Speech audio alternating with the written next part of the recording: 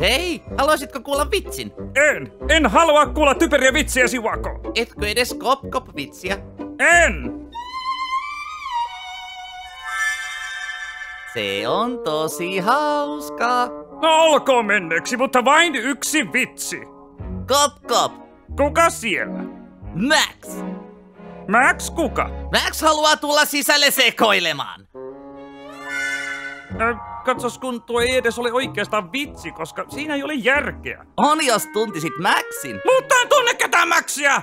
Jos tuntisit, niin nauraisit. Auttakaa minut ulos täältä! Ai, olette vieläkin hississä. Saamme käsityksen, että pääsitte pois.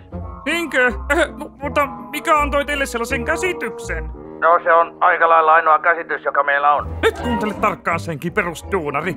Olen ollut tuntikaupalla hississä jumissa ärsyttävän pikkupojan kanssa, joka kertoo minulle vitsejä ja alan voida pahoin. Nyt tehkää jotain! Okei, ensinnäkin älkää panikoiko. Toiseksi älkää oksentako. Menoksi et, hae vasara. Se on jalkani.